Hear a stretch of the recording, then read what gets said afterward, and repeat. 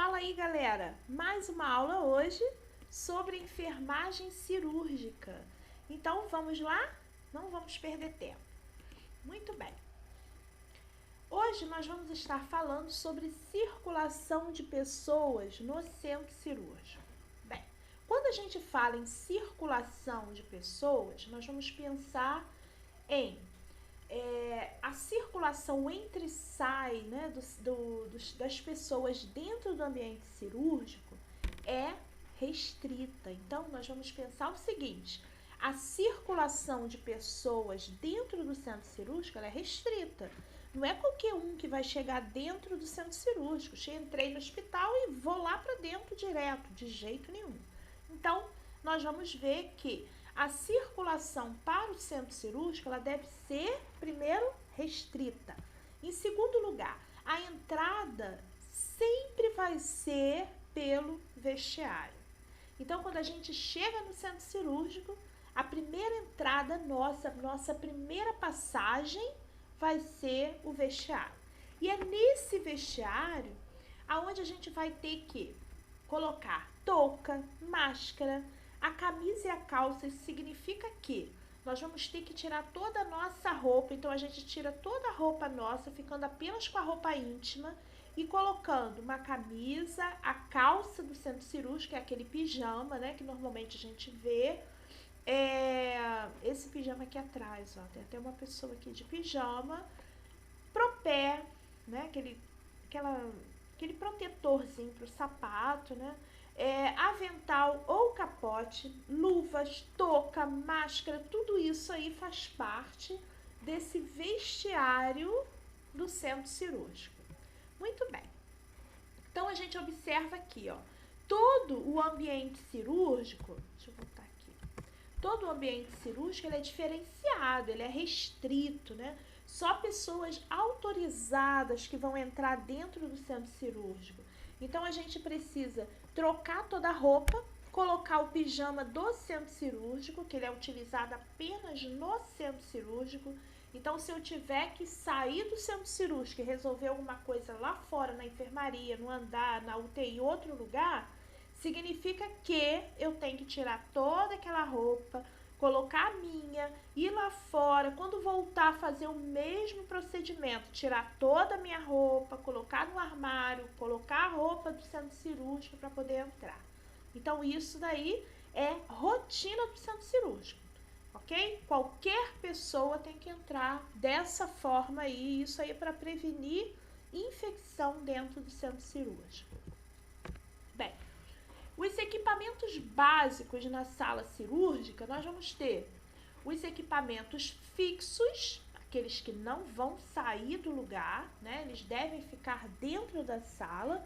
E nós vamos ter depois, nós vamos estar falando dos equipamentos móveis. Então, primeiro, nós vamos falar dos equipamentos fixos do centro cirúrgico. Primeiro, o foco central. O negatoscópio é um nome bonito. Negatoscópio é esse aparelhinho aqui, onde o médico ele utiliza para colocar a radiografia. Então, a radiografia ela é presa, né, aqui em cima e ele é ligado e aí se observa, se lê aquele raio-x. Então, negatoscópio, o sistema de canalização de gases, como nós já falamos na outra aula. O suporte de soro fixo, normalmente um que fica preso ao teto. O ar-condicionado. Quer dizer, nós vamos ter vários equipamentos, até a própria mesa cirúrgica, né? Ela é fixa ali na sala. Esses são os equipamentos fixos da sala. E se temos os fixos, nós temos os móveis. E quais são esses equipamentos móveis que nós estamos falando?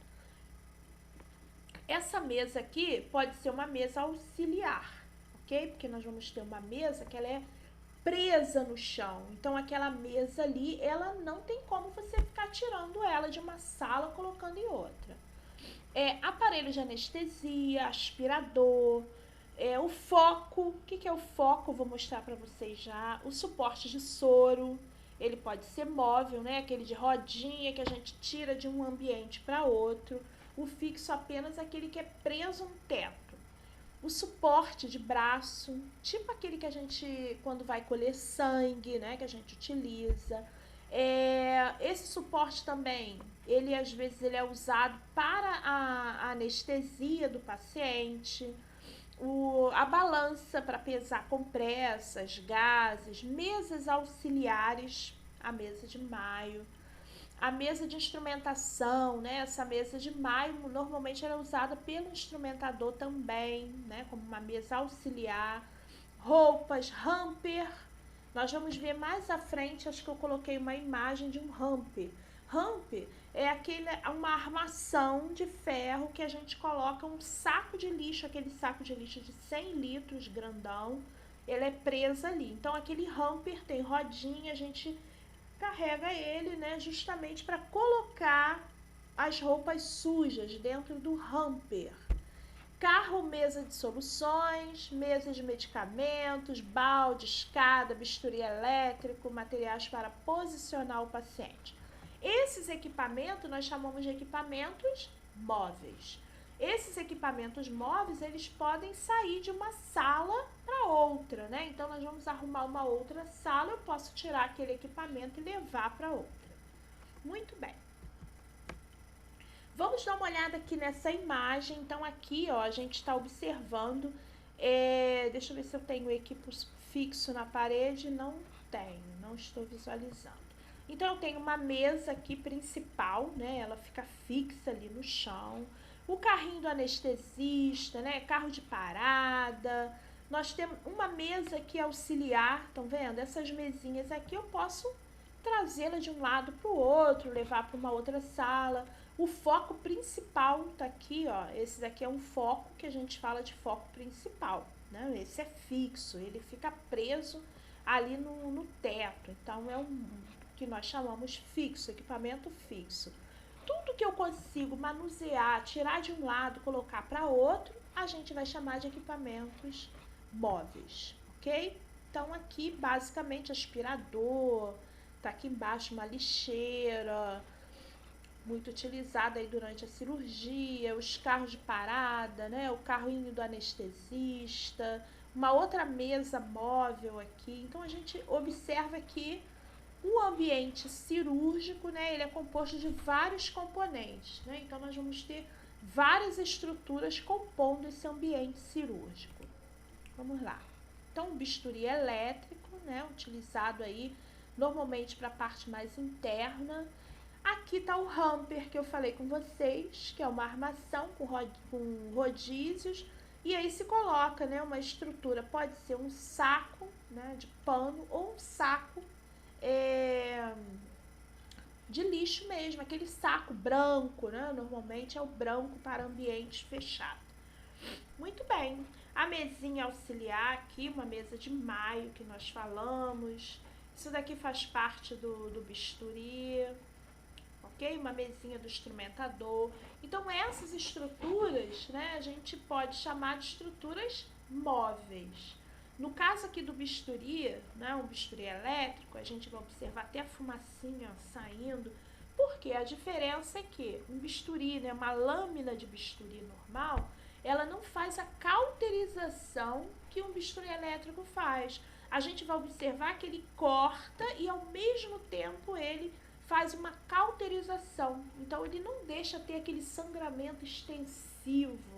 Os vasos, eles são, ao mesmo tempo, cauterizados, fechados. E aí, a gente não observa no campo cirúrgico um sangramento intenso. A gente acaba observando aí um sangramento mínimo, ok? Por causa dessa cauterização do bisturi elétrico. Os equipamentos de anestesia, né, eu coloquei aqui para vocês, o carrinho do anestesista, normalmente isso aqui fica sob a responsabilidade dele. A nossa responsabilidade é apenas de colocar medicamentos mais usados ali dentro do carrinho, né, são os medicamentos que a gente segue aí uma rotina de reposição dos carrinhos de parada, do carrinho do anestesista. Isso aí o circulante ele repõe uma sala. Acabou a cirurgia, é função dele olhar o que está faltando e repor o carro. repor com medicamentos, com materiais, ok? Então, esses equipamentos aqui ficam na responsabilidade do anestesista. Ele tem que ficar ali durante toda a cirurgia, observando o paciente até o paciente acordar. Então, desde a indução da anestesia até o paciente retornar. Ele só pode liberar o paciente a partir do momento que aquele paciente se encontra acordado, ok? Ou saturando bem, respirando bem, tá? E de forma nenhuma ele pode sair no meio da cirurgia.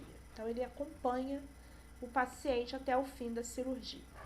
Outros equipamentos usados, né, para a gente conhecer do anestesista, a gente tem também o tubo, que nós chamamos de TOT, que é o tubo orotraqueal. Oro, que vai pela boca até a traqueia. Então, observem aqui, ó, esse tubo vem até a traqueia. Observe na ponta dele o que nós chamamos de cuff.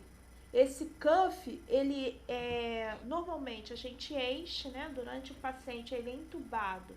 Esse cuff, ele é cheio através de uma seringa por essa parte aqui. Então, a gente injeta normalmente 5 ou 10, depende da capacidade do cuff, que a gente vai ver a capacidade dele aqui, ó, escrita aqui. Então, a gente injeta ar e aí ele enche esse cuff. Qual a finalidade do cuff? Fixar o tubo na traqueia, ok? Então, ele é fixo pelo cuff e aí a gente também vai fixar com um esparadrapo, ou com uma fita própria, ou com um cadastro, o tubo também na boca, certo? Me lembrem, né, quando a gente retornar, quando vocês retornarem, a gente pedir para mostrar, né, como se fixa um tubo. Então, o tubo ele é fixo, né, com cadastro, temos diversas maneiras, que vocês até podem pesquisar, né, como fixar um tubo, só para a gente aprender. Normalmente a gente tem ajuda, né, do anestesista nesse momento aí, né, no momento que ele entuba o paciente, ele tá ali do lado, né, para ajudar todo o procedimento. Então, para colocar esse tubo orotraqueal, além a gente vai ter aí tamanhos, né, são vários tamanhos, de 6,5, acho que até o 9, são tamanhos diferenciados, que vai depender, homem, mulher, né, criança, então esses tamanhos são adaptáveis. A gente observa aqui, ó, é um instrumento que o anestesista usa, ou quem tiver que entubar o paciente, o médico que for entubar o paciente, ele precisa desse aparelho aqui. O nome dele é laringoscópio. Então, quando a gente, né, arruma uma mesa cirúrgica, um carrinho para o anestesista, a gente vai encontrar também o laringoscópio. E é importante, né, você testar esse laringoscópio. Esse laringoscópio, ele é fechado, né, essa parte aqui fica até aqui, a gente precisa encaixá-lo aqui e abrir. E aí, quando eu abro, ele acende uma luzinha aqui. Essa luz, né, na hora que o médico coloca o laringo lá na garganta, lá na boca do paciente, essa luzinha, ela vai iluminar ali a entrada, né, da laringe para poder o tubo passar. Então, é importante, quando a gente testa um laringoscópio, de ver se a lâmpada está funcionando, né? O objetivo é esse, a gente testa, a gente precisa, ele está fechado. Eu preciso fazer ele ficar dessa forma aqui e ver que a luzinha acendeu. Se a lâmpada estiver queimada, tem que ser providenciada outra lâmpada. Porque na hora que ele for entubar o paciente, se eu descobrir que aquela lâmpada ali está queimada, não é o momento adequado para eu fazer a troca, né? Essa troca tem que ser feita bem antes. Então, isso daí é importante. Também faz parte do circulante checar esse material. Bem, aqui só para vocês conhecerem, tá? Não precisa ninguém ficar com medo, assustado, com medo não vou saber fazer, vai. É simples, né? É uma parte mecânica que a gente apenas testa para ver se a lâmpada que fica aqui, ó, se essa lâmpada está funcionante ou não. Observe que a lâmina, nós temos diversos tamanhos, estão vendo? Desde pequenininho para crianças, né, para nenenzinhos, bebês, até adultos. E aí vai depender do que o anestesista gosta. Às vezes ele quer uma lâmina curva, que é a mais usada, mas existe também a lâmina reta. Então são lâminas que vão ser adaptáveis ao cabo do laringoscópio. Então, laringoscópio, esse daqui já nos conhecemos. Vamos lá. Material de consumo da sala cirúrgica, né? Então, quando a gente fala em material de consumo da sala, vamos ter diversos materiais. Materiais para curativo, pomadas, vaselina, xilocaína, as soluções em geral. Quando eu falo soluções, eu penso em clorexidine, vamos dizer, no álcool 70. Se a unidade usar povidine, porque não está mais em uso povidine, mas às vezes o médico prefere, mas o ideal é a clorexidine, tanto a degermante quanto a tópica, os esparadrapos, incluindo o antialérgico ou não, ataduras de diversos tamanhos, fita adesiva, malha tubular, que é utilizada quando precisa se engessar o membro. Então, usa primeiro a malha também para proteger a pele. Esses são materiais de uso contínuo no hospital, né? Materiais que precisam ser repostos. E nós vamos ter também os materiais que nós chamamos de materiais estéreis, quer dizer, materiais que precisam ser esterilizados antes do manuseio. Então, isso daí vai entrar todo o instrumental, né? Todo o instrumental cirúrgico que a gente está vendo aqui, os materiais, olha, que precisam ser esterilizados, sondas. Aqui a gente está vendo uma sondinha de aspiração, uma sonda nasogástrica, uma sonda Foley. Observe aqui a sonda Foley, aproveitando a oportunidade. Ela tem um cuff também, ó, que se enche, né? Aqui no vermelho, esse daqui no preto. Se enche esse cuff para evitar que a sonda saia da bexiga do paciente. Todos os capotes têm que ser esterilizados, os campos que vão ser utilizados na mesa cirúrgica têm que ser esterilizados. Então, observamos que os materiais no ambiente cirúrgico, no ato, utilizados ali no ato operatório, não podem ser diferentes, tem que ser estéreis. E a gente precisa ter isso bem em mente, porque se a gente estiver participando, olhando, assistindo uma cirurgia que seja, a gente tem que ter o máximo de cuidado, não encostar em nenhum pano desse. Lembrando que esses panos todos são estéreis. Então, eu fico longe, eu tenho que ter esse cuidado aí. A gente observa aqui o cirurgião encostado, por quê? Porque a roupa dele também é estéril. Além daquele pijama que a gente viu, esse pijama aqui, ó, que se coloca lá na entrada, ele ainda veste o capote cirúrgico, que é um capote estéril. Então, lembrando que esse material aqui é apenas lavado. Esse daqui não, é esterilizado, ok? Muito bem.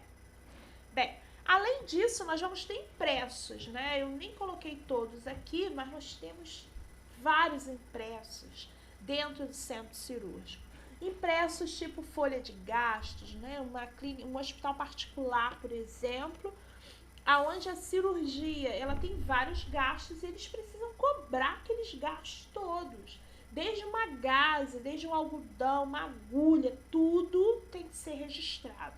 Então, a folha de gastos, a folha de anestesia, né? Essa daqui que o anestesista usa para acompanhar aquela cirurgia, né? Como que está o paciente, o que ele gastou. Em cima dessas folhas vão ser repostos os materiais do ambiente ali, ok? Folha de prontuário, a requisição de exames, às vezes o médico precisa, principalmente as cirurgias ortopédicas, o médico precisa de uma radiografia durante a cirurgia, então ele precisa pedir aquele exame, ok? Para poder o técnico ir lá. e receituário e outros impressos diversos aí que a gente vai encontrar no centro cirúrgico. Eu coloquei um aqui que eu achei legal, meu impresso de admissão na sala pré-operatória. Então, quando o paciente chega lá na sala, é feito um checklist. Esse checklist se checa tudo, se o prontuário está certinho, se o paciente é aquele paciente mesmo, né? Então existe essa checagem. Se o paciente autorizou a cirurgia, tudo é checado, né, na hora que o paciente chega ali, ok? Quem assina, né? Quem fez a checagem deve assinar. O time out, esse time out, ele é realizado já na sala cirúrgica em voz alta. Eu acho que eu tinha colocado um vídeo lá, não sei se eu apaguei, mas eu tentei colocar, apaguei sem querer aquele vídeo, e é um vídeo legal falando sobre o time out. Se não tiver, e quem estiver assistindo essa aula, pode procurar também o time out da sala cirúrgica.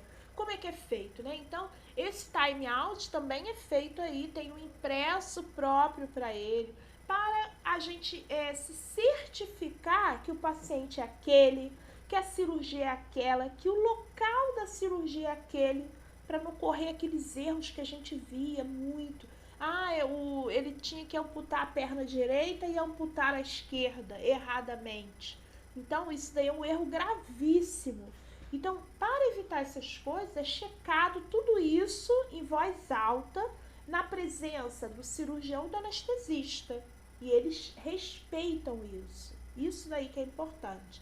Se o paciente tem, se ele tem antibiótico, se ele vai tomar qual antibiótico, tudo isso tem que ser checado ali naquele momento cirúrgico, ok? Time out. Aqui uma lista também, né? Um outro checklist, aonde a gente anota vários detalhes, né? O nome do procedimento, tudo isso, a alergia do paciente, o local cirúrgico, se está delimitado, se está marcado. Então, esses detalhes ajudam para a gente evitar intercorrências, porque não tem nada pior do que uma intercorrência. É aquela hora do alvoroço, aquela hora que você precisa salvar a vida do paciente. Só que esses detalhes a gente pode evitar muitas das vezes. Então, evitar erros, se precaver, ver se os exames daquele paciente estão junto com ele, se o prontuário está junto com ele, se está identificado certinho, se a gente não pegou o paciente, se o maqueiro não trouxe o paciente errado. A gente pode imaginar, nunca, não, acontece. Então, o paciente que está em coma, de repente, não, é esse daqui, pode levar, e aí traz o paciente errado. Então, essas checagens todas que a gente está vendo, elas só vão ajudar a melhorar a segurança daquele paciente, ok? Muito bem. Medicamentos mais utilizados no centro cirúrgico. Então, a gente tem diversos medicamentos. A xilocaína, né? Normalmente esta. Deixa eu ver aqui o que mais. Atropina, Lasix, glicose, o cloreto de sódio, que é o soro fisiológico. A gente tem diversos medicamentos. Normalmente, aqueles medicamentos utilizados também em parado, né? Medicamentos que o anestesista usa para induzir aquele paciente, psicotrópicos, tudo isso daí são os medicamentos que a gente vai utilizar com frequência dentro do ambiente cirúrgico. Bem, eu vou começar aqui falando do instrumental cirúrgico, mas eu pretendo parar em meia hora, né, para poder não ficar tão cansativo. Bem, instrumental cirúrgico, a gente vai ver que é todo o material utilizado na realização de intervenções cirúrgicas, retirada de ponto, exames, tratamentos, curativos, tudo isso, todo aquele material, todo aquele instrumental que a gente vai usar numa intervenção é um instrumental cirúrgico.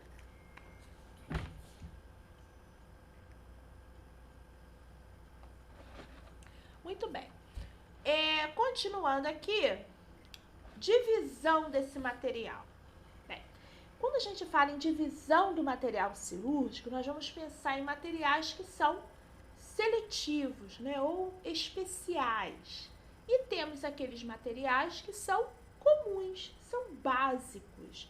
O que é um material especial ou seletivo? Esse material, ele é usado apenas em algum tempo cirúrgico, que a gente vai conhecer já já. Bem, então em determinados tempos cirúrgicos, eu uso materiais instrumentais que nós chamamos de seletivos.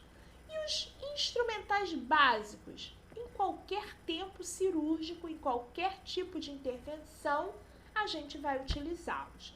Então, especial, aquele usado em alguns tempos cirúrgicos, eles são tempos determinados. E básicos em qualquer tipo de cirurgia.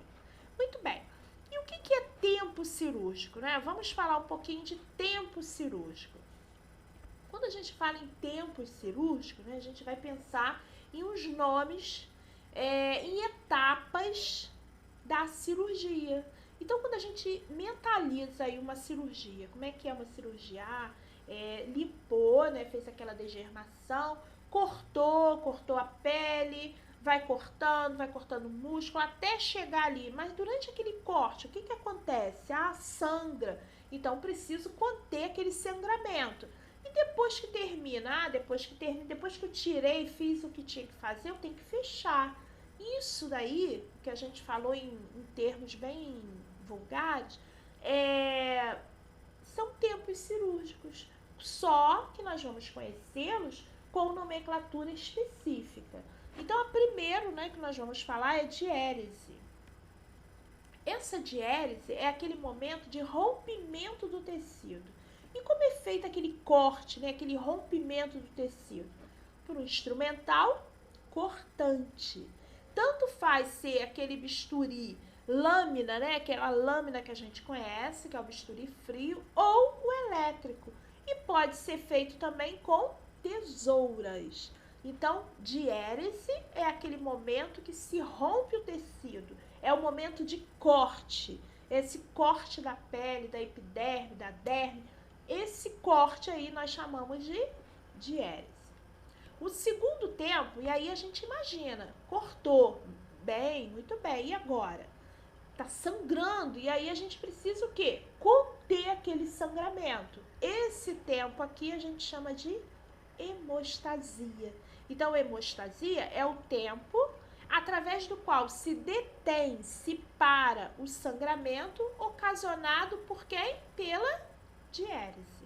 Então, hemostasia nós vamos chamar de segundo tempo. Muito bem. A exérese, né, ou exerese, alguns chamam de exerese, desculpa, é a cirurgia propriamente dita. Então, é quando o médico ele rompeu o tecido, ele fez aquela hemostasia ali do local, e aí ele chegou onde ele queria. E aí ele remove o que tem que remover, ele faz o procedimento que tem que ser feito, e isso daí, esse procedimento todo, essa cirurgia propriamente dita, nós chamamos de exerese ou exérese, ok? Ótimo. Cortei, fiz hemostasia, fiz o que tinha que ser feito, tirou a peça que tinha que tirar, e agora a gente precisa de fazer o quê? Fechar. E aí entram as suturas, né? E aí a gente chama esse tempo aqui de síntese, ok? Então, síntese é aquele tempo de fechamento daquele corte. É a união dos tecidos. E aí a gente vai utilizar o quê? Agulhas, porta-agulhas, fios. E esse tempo aqui seria o último tempo cirúrgico. Então, quando a gente fala em tempos cirúrgicos, a gente lembra nesses 4 tempos que nós falamos, ok? Muito bem. Bem, nós estamos já com 30 minutos, né? Eu vou dar uma paradinha, né? Porque já falamos bastante. Vamos parar aqui em tempos cirúrgicos. Na próxima aula, a gente dá continuidade falando dos instrumentais cirúrgicos, para a gente conhecer os instrumentais, Vocês podem dar uma lida na apostila. A apostila já tem bastante peças lá, bastante pinças, para a gente ir se acostumando com aqueles termos. E na aula que vem a gente vai conhecer um pouquinho de cada um, ok? Então, gente, vamos parar por aqui. 30 minutos, já falamos bastante. Fiquem com Deus e até a próxima aula.